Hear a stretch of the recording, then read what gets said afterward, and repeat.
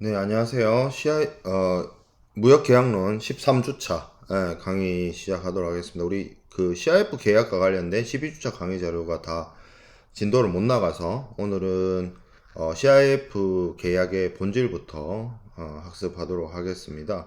먼저 살펴볼 내용은 CIF 계약의 법리와 관련된 내용입니다. 우리가 그 학기 초에 소유권 이전 내서 그 여러 가지 그 관련된 유보 조항들을 살펴봤었어요. 근데 그 유보 조항들은 이 그 CIF와 같은 어떤 간행과 간습을 이야기하면서 우리가 그 소유권 유보나 소유권 분할이나 뭐 이런 이야기들을 했던 기억이 있을 겁니다. CIF 계약도 뭐 당연히 그 물품에 대한 매매 계약이죠. 그렇기 때문에 이 매매 계약이 이행되는 단계에서는 매도인이 가지고 있던 물품의 소유권을 매수인에게로 이전되게 되는 것이 당연한 이야기고 당연한 원칙이죠. 그런데 이 매도인에서 매수인에게로 소유권이 이전되는 것에 대해서 영국 물품매매법에서는 충당에 대해서 얘기를 하고 있어요. 매도인이 매수인에게 물품을 송부할 목적으로 어, 그, 어, 매도인이 매수인에게 물품을 인도할 목적으로 매수인에게 혹은 뭐 운송인에게 물품을 인도하고 처분권 유보를 하지 않은 처분권을 남겨두지 않았다 이 뜻입니다. 유보가 남겨두다는 것이죠.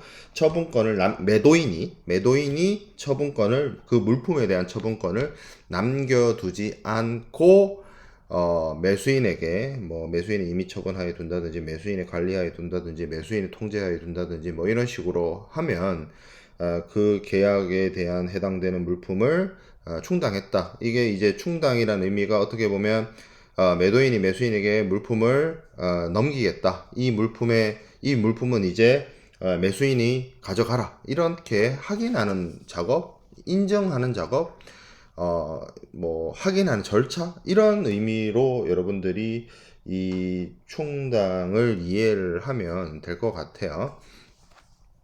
그래서 이런 어떤 SGA 규정이나 이런 것들을 우리가 고려해 보았을 때 CIF 계약에서도 매도인이 운송인에게 운송 계약을 체결하고 매수인에게 운송 계약상은 이제 수화인이 되겠죠. 물품을 받는 매수인에게 전달하기 위해서 물품을 선적하게 되면 그것으로 인해서 이제 일반적으로 보통 계약의 충당이 이루어졌다라고 보고 있습니다.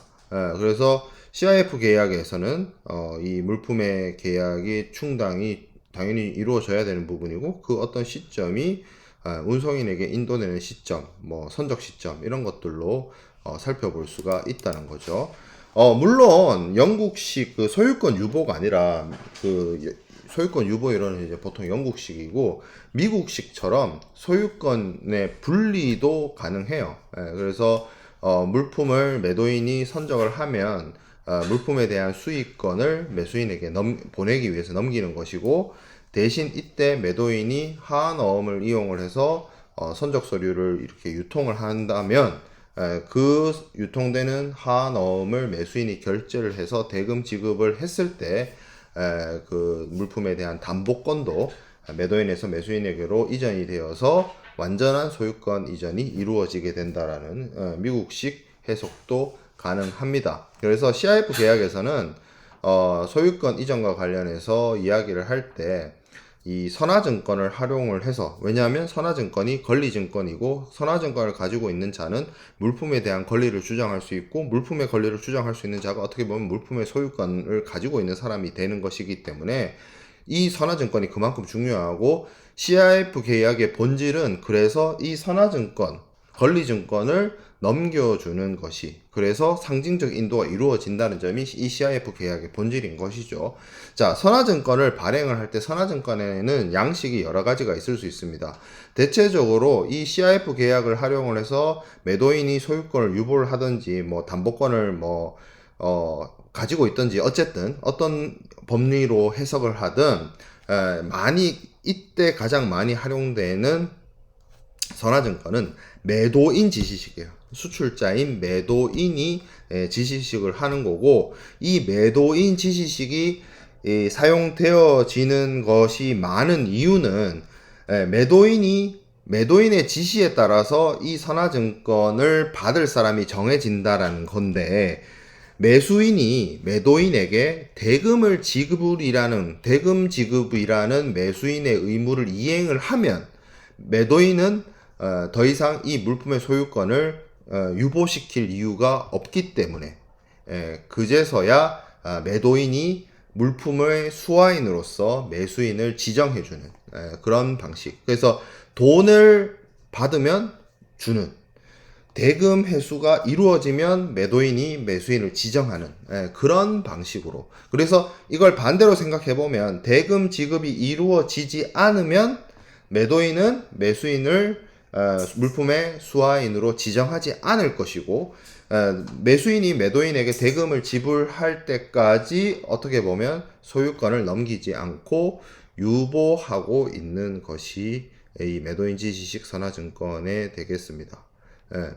근데 이거는 이렇게 소유권을 유보하는 것은 결국 매수인이 자신의 의무를 제대로 이행하기만 하면 이 물품의 담보권이든 유보됐던 소유권이든 이런 것들이 다 매수인에게 넘어가게 되기 때문에 어떻게 보면 조건 성취만 이루어지게 되면 매수인은 선화증권을 정당하게 획득 가능하고, 그렇게 정당한 선화증권을 획득하게 되면 매수인은 당연히 물품에 대한 처분권을 가지게 될 수 있겠죠. 자, 그리고 매도인 지시식도 사용되지만 은행 지시식이 사용되게 됩니다. 보통 이 은행 지시식으로 사용되는 경우에는 물품의 수화인을 어느 특정한 은행이 지시할 수 있다라고 되는데, 이 은행 지시식이 사용되어지게 되려면 결국에는 하한어음 치결 제도, 그러니까 하한어음을 사용을 해서 그 하한어음과 선화증권, 즉 다시 말하면 권리증권을 인질로 해서 그 한어음을 결제를 해 주었을 때 이 선화증권이든 이런 서류들이 그 대금 결제를 해준 매수인 수화인에게 이전되는 그런 하한어음 치결 제도를 활용을 할 때 은행 지시식이 사용되어질 수 있는 것이고, 그렇게 하한어음 치결 방식, 하한어음 결제 방식을 사용할 수 있는 무역 대금 결제 방식은 신용장 거래이거나 추심 방식 정도가 있습니다. 그리고 신용장 거래의 경우에는 신용장 발행은행, 신용장 혹은 개설은행이 사용이 되고, 신용장 대금의 지급에 합약을 하는 것이 신용장 개설은행이나 신용장 발행은행이 되기 때문에 이 은행 지시식의 경우에는 매수인이 대금 지급을 할 때까지, 대금 상환을 할 때까지 이 신용장 개설은행이 신용장 조건에 일치되는 서류가 제시되면 수출자인 매도인에게는 대금 지급을 하고, 어떻게 보면 선화증권을 매수인이 은행에게 대금을 갚기 전까지 은행이 어떻게 보면 담보권을 행사하기 위해서 신용장 개설은행이나 신용장 발행은행이 이 은행 지시식 선화증권을 활용을 해서 소유권을 유보시키고 할 수 있다는 거죠. 추심의 경우에도 가능합니다. 물론 추심의 경우에는 신용장하고는 좀 다르게 은행이 서류의 단순한 전달자 역할만을 해요. 그래서 뭐 신용장처럼 신용장 개설은행이 있거나 신용장 발행은행이 하나의 그 계약의 주체로서, 신용장 발행 계약의 주체로서 매도인이자 수출자에게 대금 지급을 미리 하고 대금 결제하고, 매수인인 자신의 고객이죠. 매수인이 자신의 고객인데 그 매수인의 대금 결제가 이루어졌을 때 어떻게 보면 은행이 이 매수인을 하물의 수화인으로 지정하는 그런 일들이 발생하게 되는데, 그거는 좀 신용장 방식이기 때문에 신용장 개설은행이나 신용장 발행은행이 당사자로서 역할을 수행하는 것이고, 추심 방식의 경우에는 은행의 역할이라고 하는 것이 그냥 단순히 서류의 전달자 역할을 수행을 하는 것이기 때문에 은행 지시식이 추심 방식에서 사용되어지지 않을 수 있겠다라고 생각할 수도 있지만 실제로는 사용이 됩니다. 어떤 경우에 신용장이 만약 추심이나 신용장의 경우 이 기한부 한어음이 사용되어질 수가 있어요. 그래서 기한부 한어음이 사용이 된다라고 하면 그 한어음의 결제라고 하는 것이 뭐 30일이 됐든 60일이 됐든 120일이 됐든 미래에 일어나기 때문에 수출자인 매도인 입장에서는 이런 기한부 한어음 사용에 있어서 대금을 조금 더 일찍 해소하고 싶은 당연히 욕구가 있습니다. 그래서 그걸 해결하는 방식이 하한어음, 한어음 매입이죠. 한어음을 어음깡을 하는 거예요. 쉽게 말해서 내가 120일 뒤에 매수인으로부터 혹은 신용장 개설은행으로부터 대금을 받으면 100만 원을 받을 수 있는데 지금 오늘 당장 3개월 뒤가 아니라 오늘 당장 내가 대금을 받고자 한다라고 하면 당연히 100만 원보다는 낮은 금액으로 받을 수밖에 없어요. 기간 그 3개월이라는 걸 빨리 땡겨오기 위해서. 그래서 낮은 금액으로 은행한테 파는 거죠.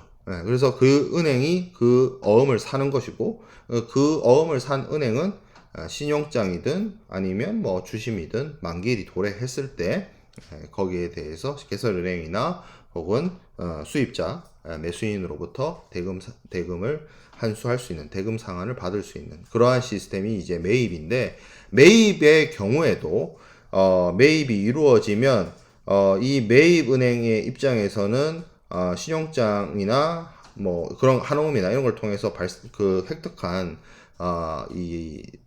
그 서류를 어떻게 보면 유보하고 가지고 있어야만 만기일이 도래했을 때 자신이 대금을 받을 수 있기 때문에 이 경우에도 이런 어떤 신용장이나 한어음의 매입의 경우에도 은행 지시식 선화증권이 사용되어질 수 있습니다. 자, 그 다음에 매수인 지시식이 있을 수 있어요.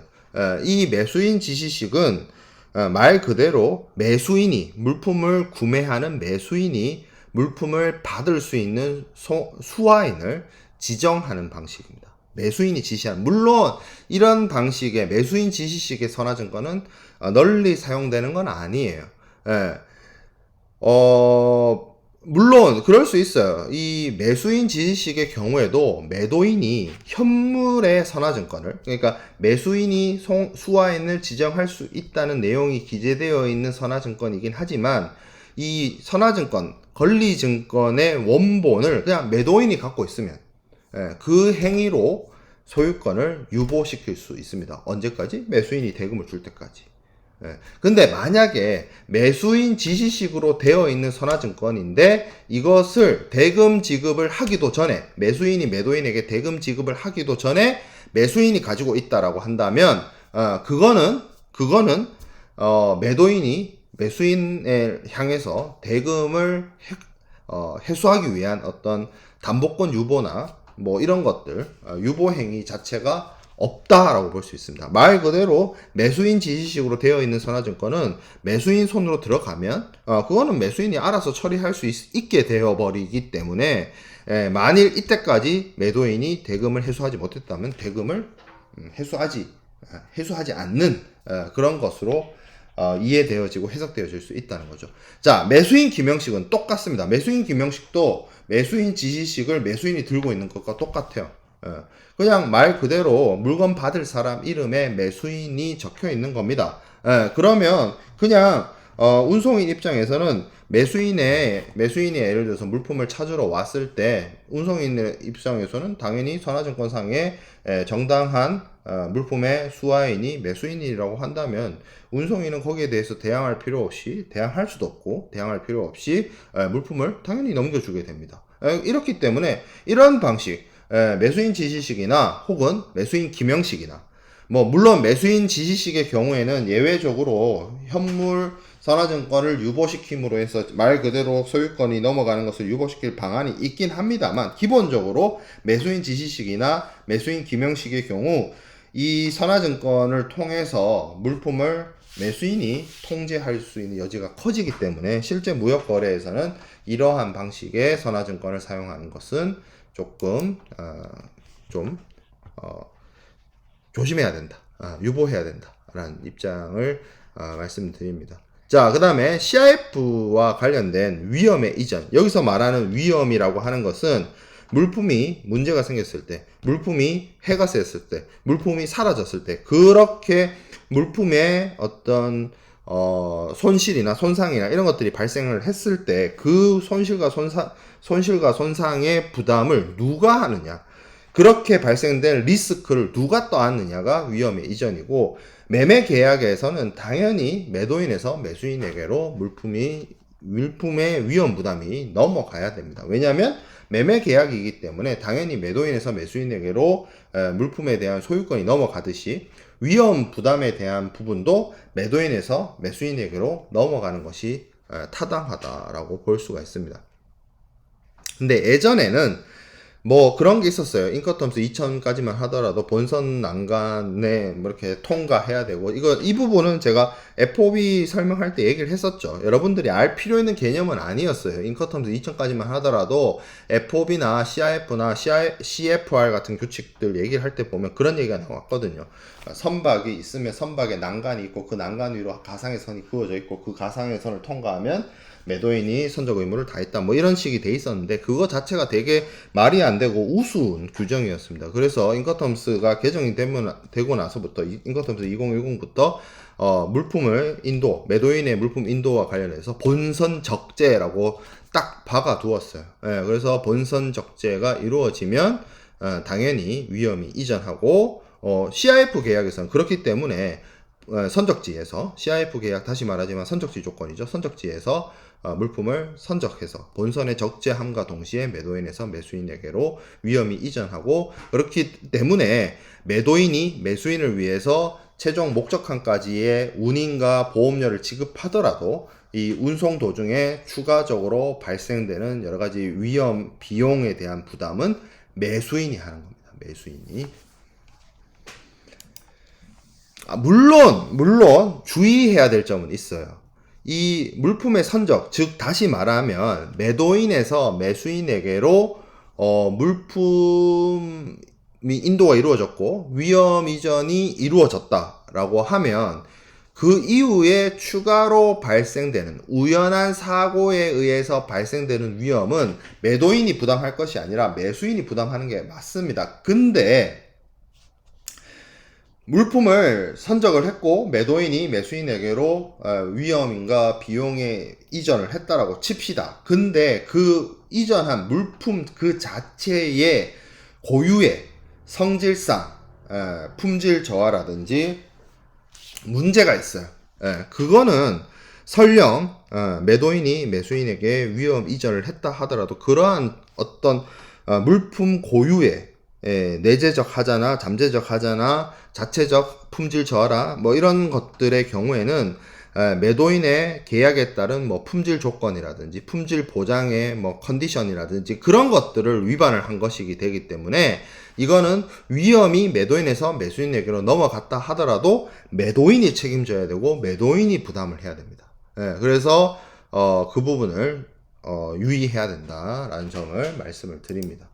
자, 그러면 CIF 계약의 뭐 본질이나 뭐 연역이나 우리가 앞서 살펴보았던 것처럼 CIF 계약에 있어서의 매도인의 의무를 뭐 간략하게 한번 살펴보도록 하겠습니다. 첫 번째 가장 중요한 거는 선적 의무죠. 계약에 따라 약정된 물품을 실제로 선적하고, 아니면 옵션이 하나 더 있긴 합니다. 이미 다른 사람이 선적한 물품을 구매를 해서 그거를 매수인에게 혹은 계약 상대방에게 전달할 수 있습니다. 이거를 조달, 프로큐어라고 합니다. 이거는 실제로 물품을 자기가 직접 선적하든지 아니면 다른 사람에 의해서 선적되어 있는 물품을 구매해서 주든지 어느 쪽을 선택해도 이건 계약 이행입니다.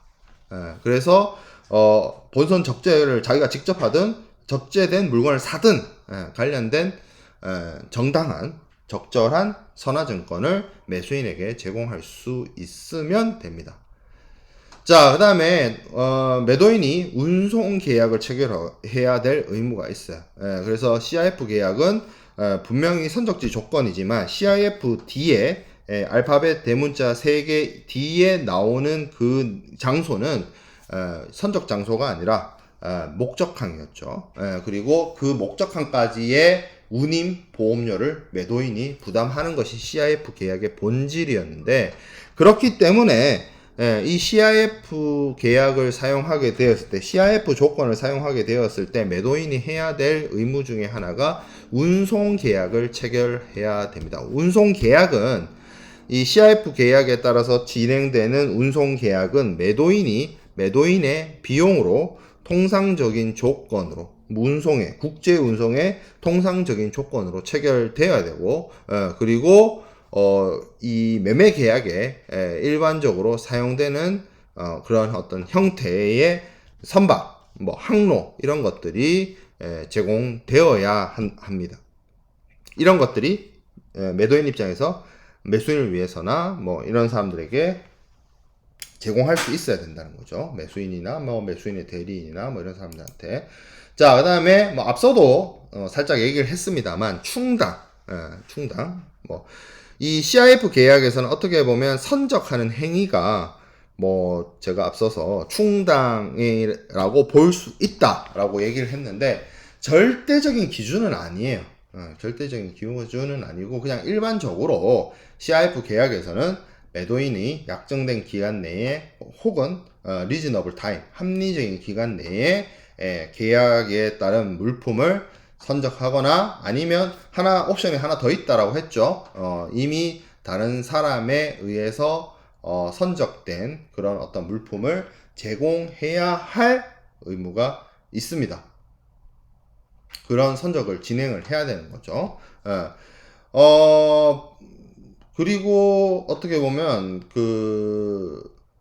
뭐 선상 물품, 이미 다른 사람에 의해서 선적된 물품을 구매하는 경우도 있는데 어떻게 보면 그런 물품을 매도인이 자신이 진행하는 그런 계약에 할당하는 뭐 그런 방식이 가능하다라는 거죠.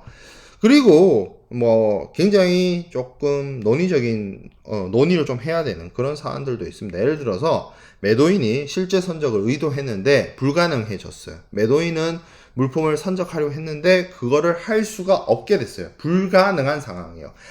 매도인이 선적을 안 한다 얘기가 아니라 매도인이 실제 선적을 할 수가 없는 상황이에요. 불가능하다는 말이. 그런데 선적을 못하니까 어떻게 이미 이미 선적되어 있는 물품을 매도인이 조달해서 구매해서 넘길 수도 있는 것이죠. 근데 뭐 선적을 못하는 그런 사안이 예를 들어서 뭐 전쟁이라든지 뭐 그런 경우에는 매도인이 자신의 통제를 벗어난 매도인이 통제할 수 없는 사유에는 당연히 이거는 뭐 어떻게 보면 불가항력 조항에 따라서 계약의 어떤 내용이나 의무 해제나 이런 것들이 이루어지는 것이고 CIF의 계약에서는 제가 앞서서도 얘기를 했던 것처럼 CIF 계약에서의 어떤 충당은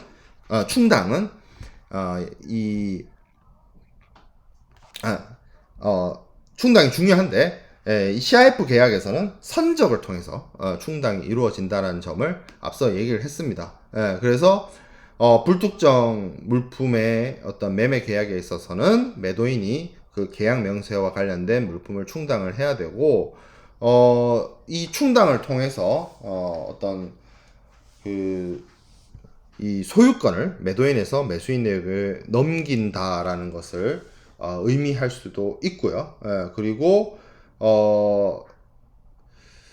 물론 뭐 계약적 의미를 따져서 물품의 어떤 그러니까 물품의 특정, 매수인에게 넘겨야 되는 물품 이렇게 특정화시키는 것이라고 볼 수가 있지만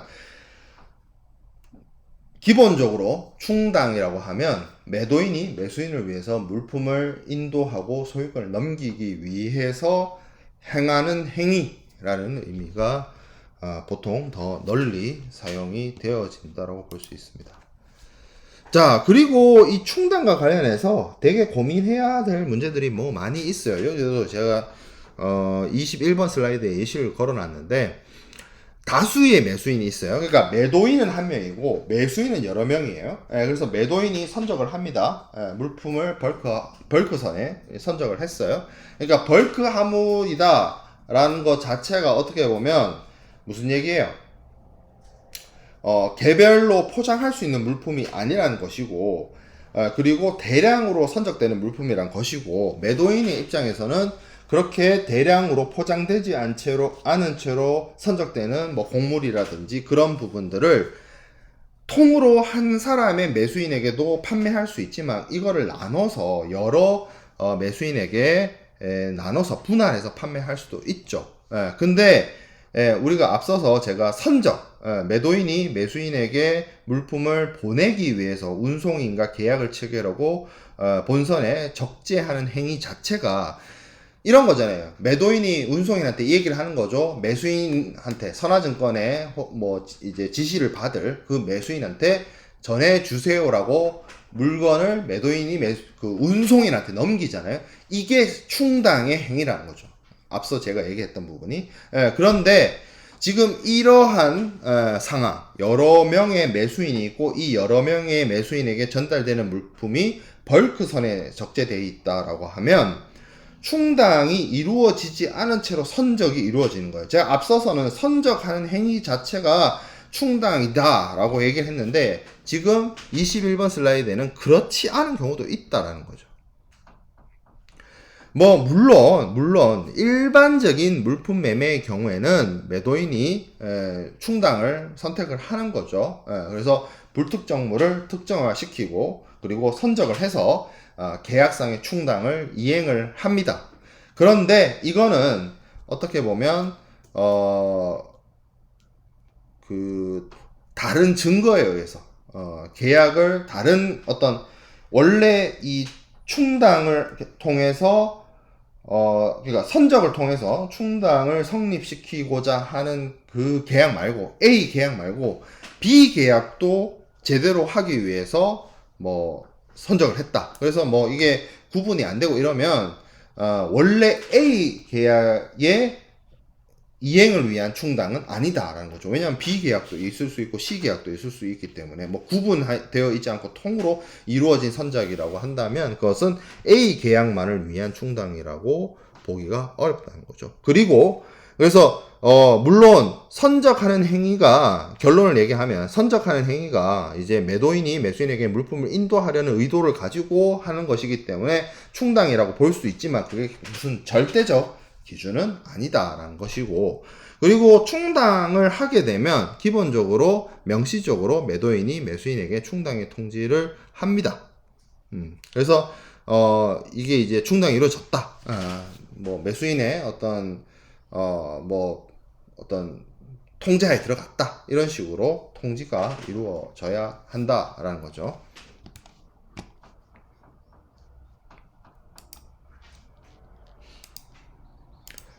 자, 그 다음에 선적 장소도 있어요. 선적 장소는 당연히 계약에서 선적항이 계약의 조건으로 제시되어집니다.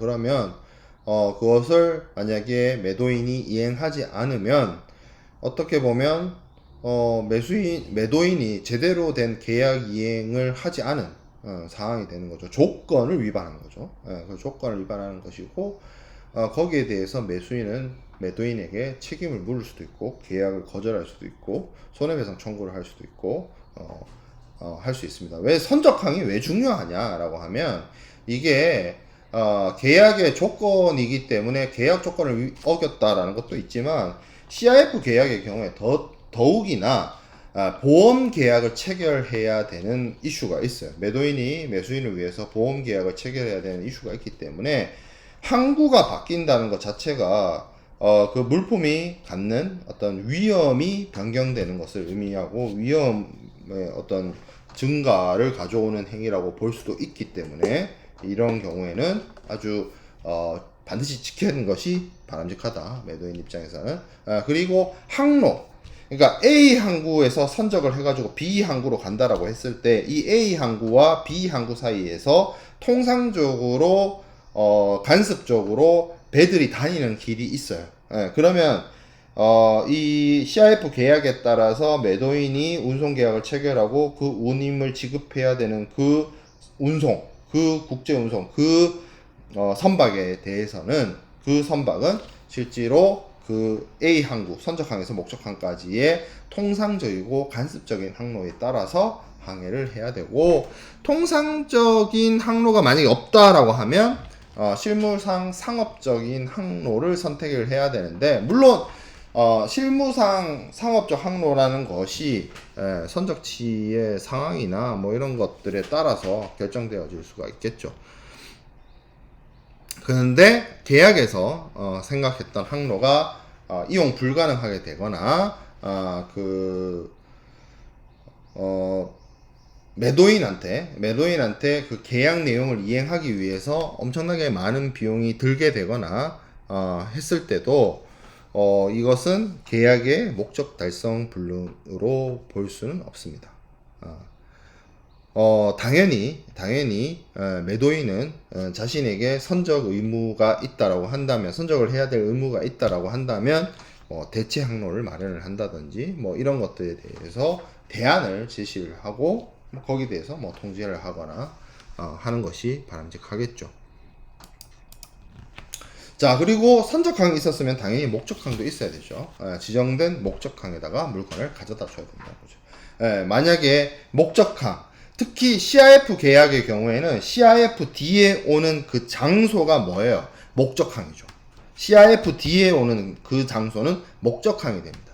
그렇기 때문에 CIF 계약을 쓴다는 것 자체가 이 목적항이라는 것이 반드시 정해질 수밖에 없는 거죠. 그리고 매도인이 운송 계약을 체결하고 선적을 했다라고 치면 매도인은 매수인한테 물품을 받아갈 수 있게끔 너가 필요한 행위를 해라 라고 매도인이 매수인에게 통지를 할 수 있습니다. 이걸 이제 선적 통지라고 합니다. 그리고 이거는 매도인이 반드시 자신이 선적 의무 이행과 함께 기본적으로 해 주어야 하는 중요한 의무에 해당이 되어진다라고 볼 수 있습니다.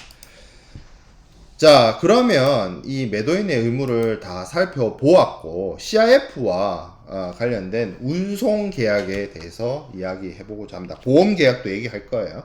자, CIF는 매도인이 매수인을 위해서 운송 계약을 체결을 해야 됩니다. 매도인은 계약 명세에 해당되는 계약에서 요구하는 그런 물품을 선적항에서 선적하고 매수인에게 제공할 목적으로 이 선적 서류, 비해를 조달해야 되는 거죠. 물론 이 비해를 어떠한 비해로 할 것이냐에 대해서 계약에 그 달리 정한 바가 없을 수도 있어요. 그러나 기본적으로는 이런 선화증권들이 요구되어질 수 있다는 거죠. 첫 번째, 지시식 선화증권이죠. 지시식 선화증권. 이거는 지시식 선화증권이 갖고 있는 어떤 담보권 유보라든지 뭐 이런 것들 때문에 사용이 되어지는 것이고, 그리고 이 선화증권을 들고 있는 것 자체가 어떻게 보면 물건을 가지고 있는 것과 동일한 효과를 발휘하게 됩니다. 그래서 이 선화증권을 넘기는 행위, 말 그대로 상징적 인도죠. 선화증권을 넘기는 상징적 인도가 이루어지게 되면 이것은 물품에 대한 권리, 물품의 권리를 넘기는 것과 동일한 효과를 가지게 됩니다. 그리고 선화증권을 소지한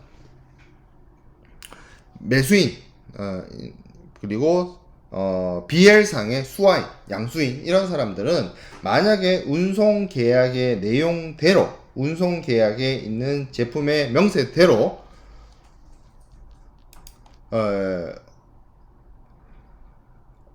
이루어지지 않았다, 운송이 제대로 이루어지지 않았다, 그래서 선화증권과 실제 운송된 물품 간에 차이가 있다, 뭐 이렇게 되면 선화증권의 정당한 권리권자인 매수인은 운송인을 상대로 소송을 할 수가 있습니다. 선화증권에 대해서 뭐 다른 상무론 수업이나 이런 곳에서 여러분들이 학습을 하겠지만 선화증권의 경우에 비고란이 있습니다. 비고란, 물품의 명세와 관련된 참고란이 있어요. 그래서 그 참고란에 어떤 내용이 기재된다라고 하는 것은 뭐 이런 경우에요. 물품에 하자가 있거나 눈에 보이는 뭐 눈에 보이지 않는 성분 분석이나 이런 걸 통해서 확인하는 정보가 아니라 어떻게 보면 운송인 입장에서 뭐 포장이 깨어 있다든지 수량이 부족하다든지 중량이 부족하다든지 뭐 그런 물품의 어떤 하자점이 실제로 물품을 선적하고자 하는 송하인과의 계약 단계에서는 모르다가 그게 나타날 수 있죠. 나타날 수가 있기 때문에 그런 것들에 대해서 이제 문제를 삼을 수 있겠죠. 누가? 물품을 받는 사람이, 수화인이. 수화인이 물건을 받아봤는데 BL하고 실제 도착한 물건하고 달라요. 근데 그 다른 점에 대해서 그 선화증권의 비고란에 내용이 기재되어 있지 않다라고 한다면 그것은 결과적으로 어떤 의미가 되냐면 선화증권에는 아무 문제가 없는데 실제 물건에는 문제가 있다.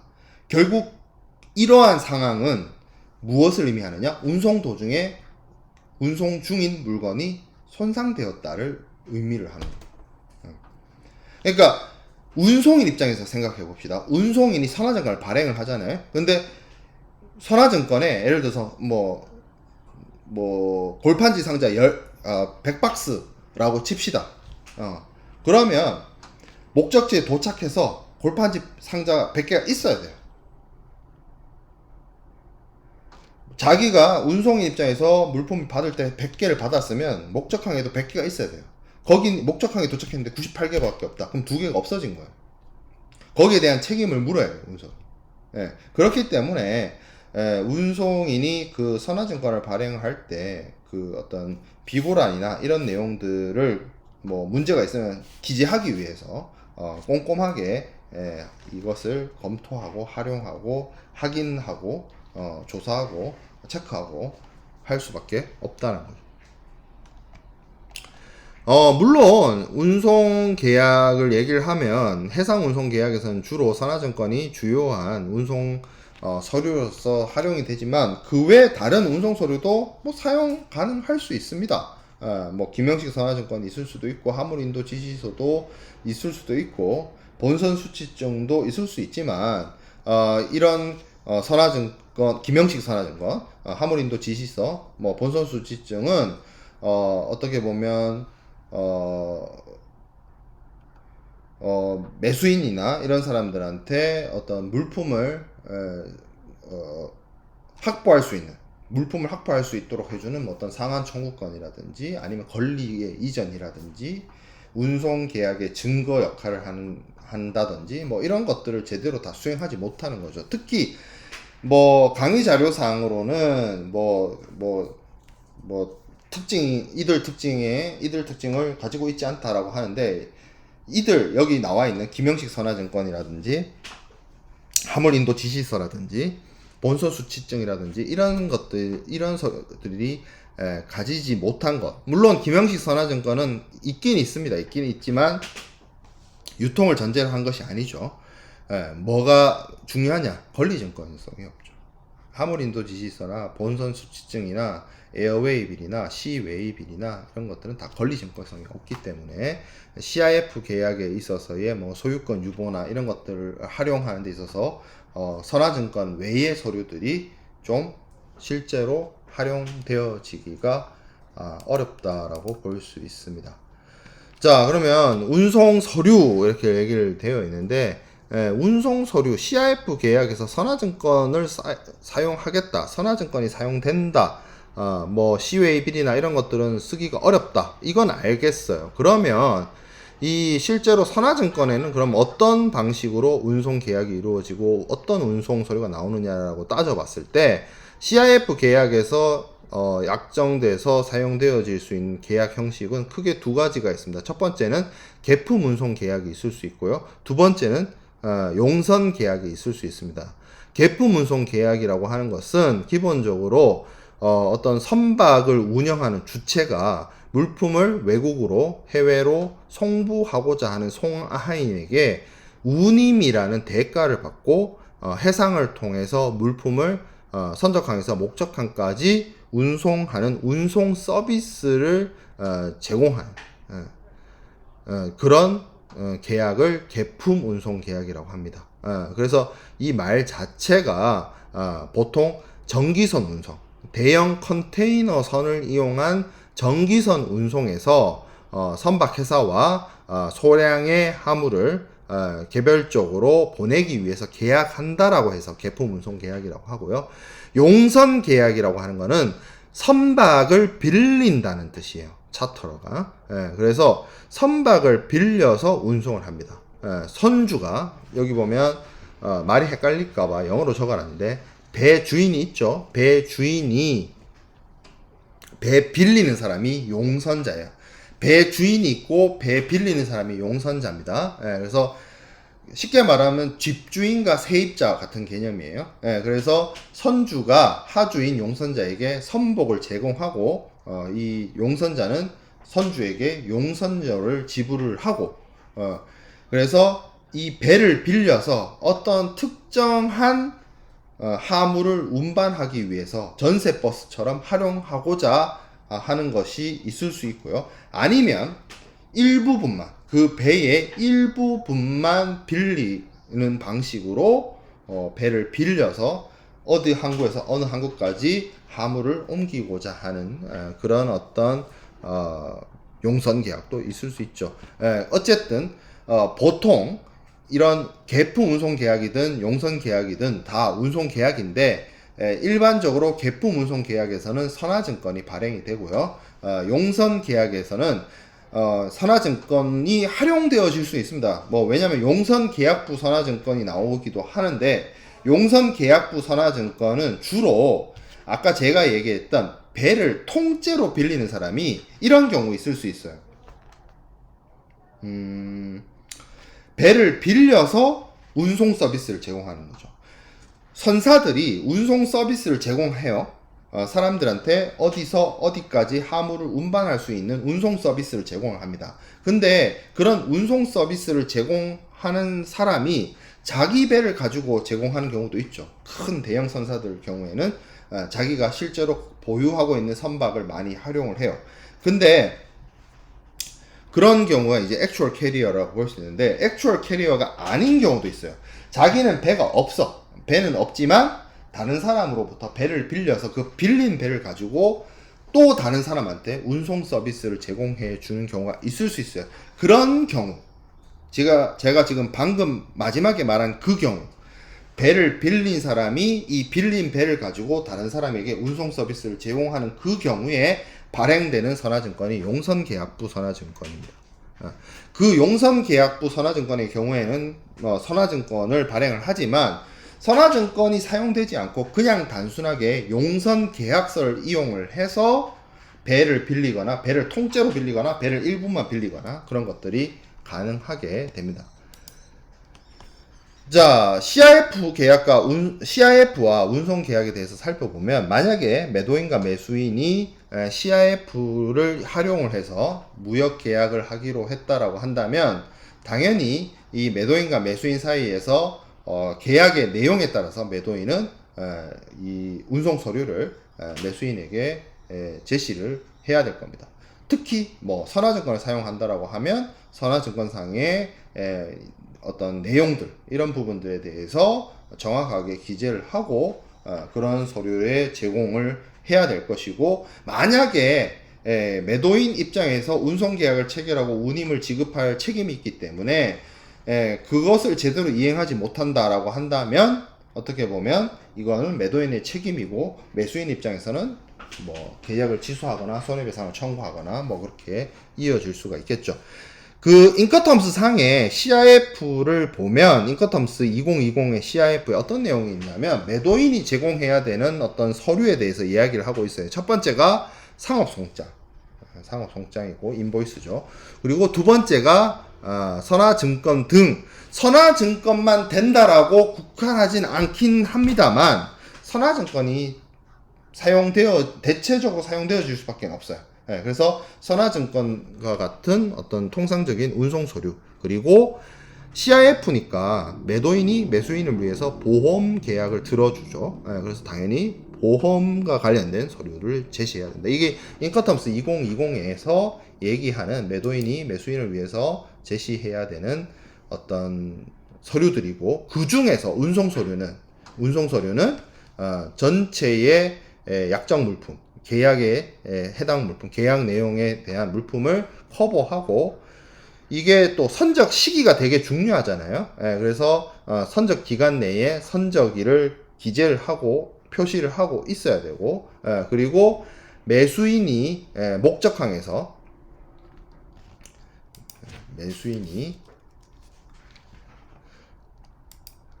매수인이 목적항에서 운송인한테 자신이 정당한 수화인이다. 물론 그것을 하기 위해서 뭐 선화증권을 획득을 해야겠죠. 정당한 방법으로 대금 결제라는 방식을 통해서. 그래서 정당하게 획득한 선화증권을 가지고 목적항에서 운송인에게 물품 내놓으세요. 물품 인도 청구, 혹은 물품이 손상이 되었다라면 손해배상 청구를 할 수 있는 물건이어야 돼요. 그리고 이 선화증권이 서류를 이전을 통해서, 이게 왜냐하면 상징적 인도가 이루어져야 되기 때문에 운송 중에 전매가 가능해야 됩니다. 서류를 넘기는 걸로. 그렇죠? 그리고 운송 중에 물품을 운송 중 전매를 할 수 있는 물품이란 것은 이 서류를 유통시킬 수 있는 유통 서류여야 되고, 그리고 이런 식으로 유통이 이루어질 때는 혹시나 오리지널 원본이 여러 개가 있어서 A라는 사람도 원본 선화증권 들고 물건 달라 하고, B라는 사람도 오리지널 선화증권 들고 물건 달라 하고, 그런 경우가 발생하는 것을 염려해서 이런 식으로 운송 중에 선화증권이 트랜스퍼 되는 경우에는 반드시 오리지널 원본의 풀셋이 한꺼번에 이동해야 한다라는 것이 통상적인 운송서류, 더 나아가서 선화증권의 요건이 되겠습니다. 이런 선화증권이 사용되어져야 되겠죠. 자, 그리고 상업송장 있습니다. 상업송장은 뭐 간단하게 살펴보면, 쉽게 말하면 명세서예요. 실제 그 매도인이 매수인에게 판매하죠. 이게 매매 계약이니까 판매를 하잖아요. 그 판매하는 물품의 명세를 어떻게 보면 작성을 해서 수입업자한테 보내는, 어떻게 보면 명세서이자 계산서이자 뭐 이런 거죠.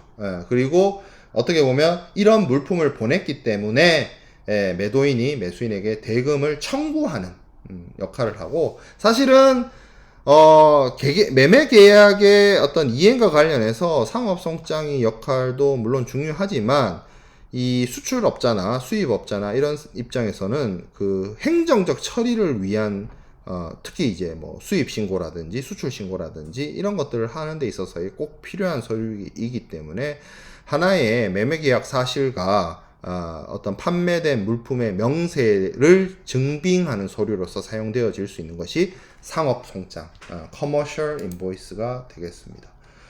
자, 그리고 이제 가장 중요한 거는 선화증권인데, 선화증권에 대해서는 우리가 강조해야 될 부분들이 많기 때문에 여기서 끊어서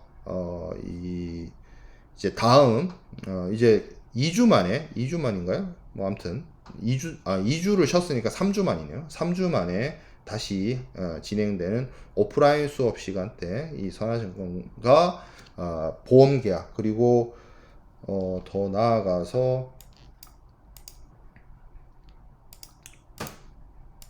추가적인 강의 자료가 더 올라갈 거기 때문에 오프라인 수업 때 얼마까지 나갈 수 있을지는 진도를 빼봐야 알겠지만, 어쨌든 여러분들 이제 놀 만큼 놀았으니까 이제 기말고사를 대비해서 제대로 각 잡고 공부를 해야 되겠죠.